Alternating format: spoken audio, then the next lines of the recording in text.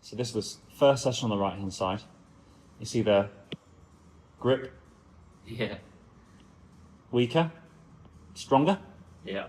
So in a really good spot. Setup, way more athletic on the left-hand side, and the setup of the shoulders and the pelvis looks a lot more even, rather than your sternum looking a little open on the right-hand side. Looks as if your shoulders are actually slightly left, because you look more squared off on the left-hand side.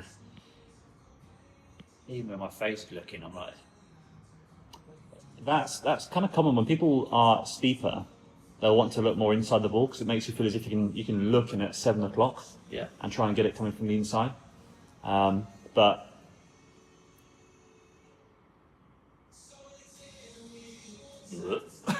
I mean that's wild, isn't it? That is so different.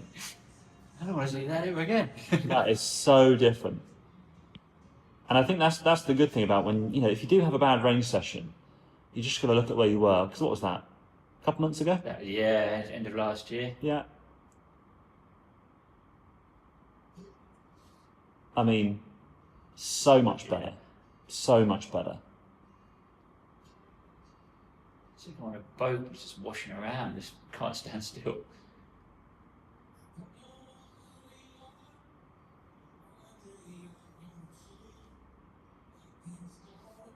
I know which one I prefer. Yeah, me too.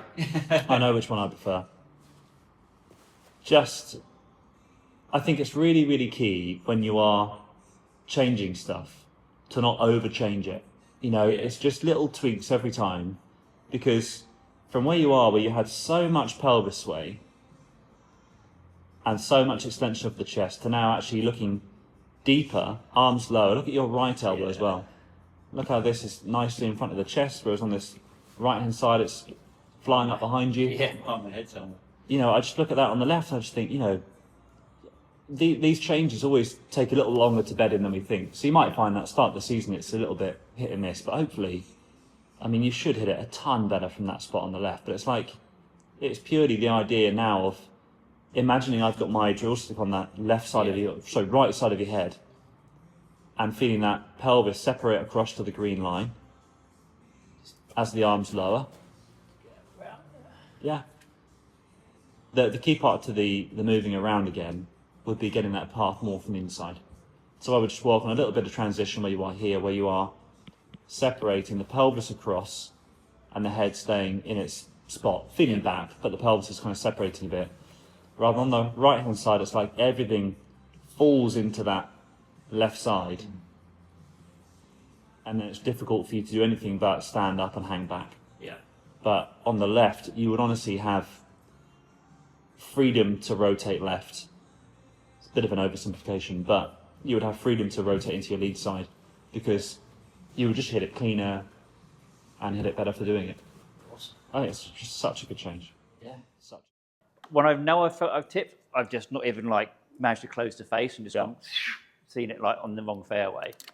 Yeah. And when I do manage to stay there and release the hand, it's just straight. Yeah. Maybe baby drawish. So baby fade, sorry. A driver with your kind of pattern, driver would always be the streakiest one, because if you re-tip, you can swing the head more. Yeah. Equally, you could leave it right, so it would just be a bit streaky. All I would think about, if you get into a little setup there, all I would think about would be, if I put this on the right side of the head, if you make a backswing, good, and now start to feel as if you just bump your hips across first. That's it, whilst your head stays against my club. That's it. Brilliant. Okay. Yeah? So rather than I've been going... Yeah. You get chest going first, then you have to back up to find strike. Whereas the dream would be, you make this great backswing, but then it's a slight pressure left with your left hip. That will allow the arms to feel as if they lower and then rotate. Cool. We're just going to chip a couple. So just give me a little rehearsal again, Simon. Good. So head stays on my club, but hips bump. Yeah, nice. Really good. Really good. And then just chip it through like this. Might go 60 yards. Nice. Well done. Well done. So, bizarrely, yeah, Yeah. head less in front of the ball, But more downstrike than you've given me today. Yeah. Yeah? And the club path and then the face. It's all. Yeah. Slightly more fade bias. Yeah. But I think when there's a bit more fluidity in there, that'll go. But it's this idea that people think you need to try and find strike by getting so far in front of the ball. But actually, if you're turning around kind of a centre point, the sequencing gets so much better. Yeah. And that left shoulder can keep turning and moving forward. You want to make sure that the turn through strike, and this sounds daft, but it's beneficial. But the amount of people that want to work on aesthetics and they go, I don't like my left knee through strike, I want to change that. But if the left knee is, for example, in your world, helping you shallow the swing plane out, it will always make sense to have more knee side rather than have rotation. Yeah. So for any change, some changes take a little bit of time to progress, and you might hit it worse before you hit it better. But the good changes are when you get one thing in place. For example, all the work we did early on in your backswing means that Simon has complete freedom to get that orange juice out of that orange in his lead hip and rotate left, and he actually pumps it even cleaner and hits it even longer for doing it. But if we had done that bit first, you would have been so over the top, you would have just texted me and gone, I'm hitting the biggest slice ever. And then we go, get in a better backswing. Yeah. I'd rather get you drawing it / hooking it, and then you feel, oh no, I have to rotate more left to bring my path number back towards a 0 or a slight bias. Cool. I always think it's a better way around of doing it.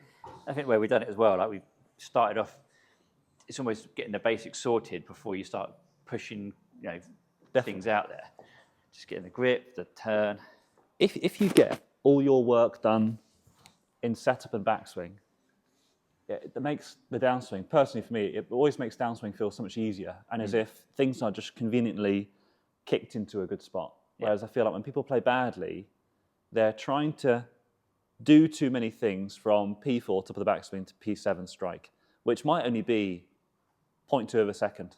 So, think about our reaction time and stuff. How good are we at delivering a movement and thinking about it in 0.2 of a second? Yeah. It's so rare. Like, you'll play 9 holes that'll go well, but then it'll be 9 holes where you just can't find strike. So doing the work early is always good. This is the whole kind of walk before you run, really, isn't it? Yeah. People probably kind of know, I haven't got, I can't release the club or get to my backswing very well, or go backwards from there. Yeah, and exactly. Kind of get through it. Get it to the earliest cause you possibly can. So I would go same yardage, literally a little chipper, and then we'll just build it out. Well done. Good. Really good. You is that when it leans left or leans back, that's bad head movement. But good head movement is like David DeVal, like flowing through target rather than keeping head down and getting static, right? So it's a very, very subtle difference between the two. But when you look at these two, I haven't actually checked this down the line, so this will be interesting, but the face on I know is better. And for you, if you were to film your swing, I would focus predominantly on face on, straight, the front angle. So I can see what I'm doing in my head, kind of. Yeah, tipping or.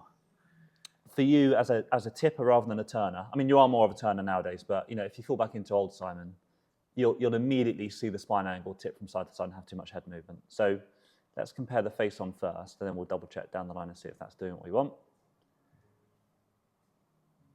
So before on the left-hand side, so we're really good. This is so good compared to where you used to be. It's just that little tip right at the top, and the chest falling in front of the pelvis.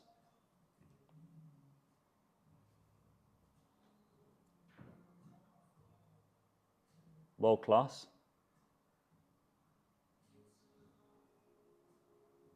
Look how the hips. The hips are turning, the head's not. Hips are shifting and turning.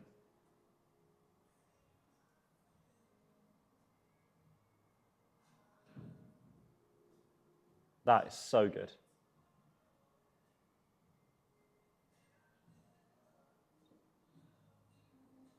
So, I mean, it's night and day, right? Yeah. Absolutely night and day. One is the chest is still in a great spot.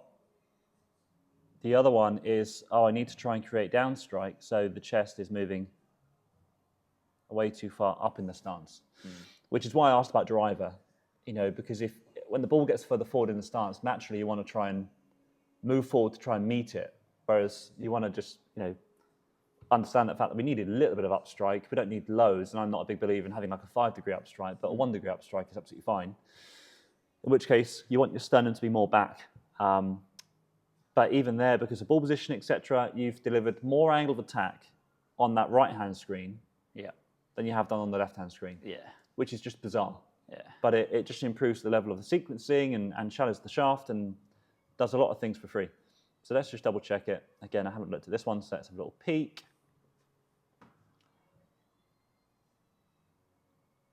Hands moving outwards.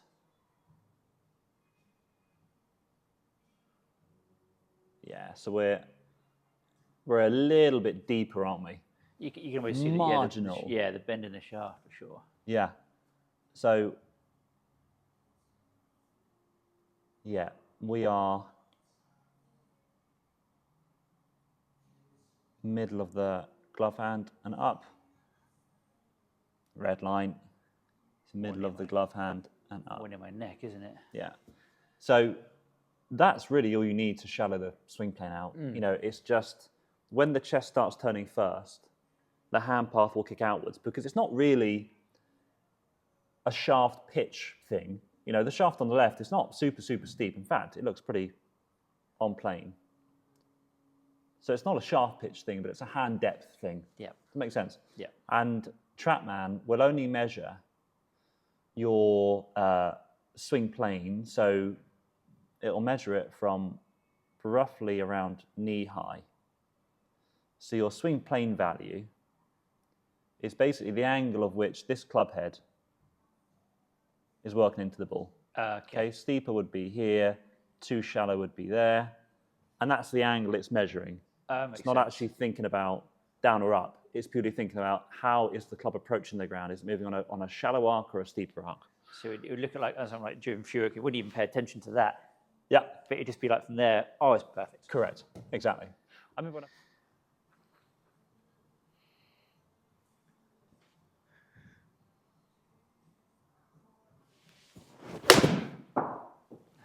I felt myself going in. Yeah. Looked a little bit more tilty, that one. Yeah.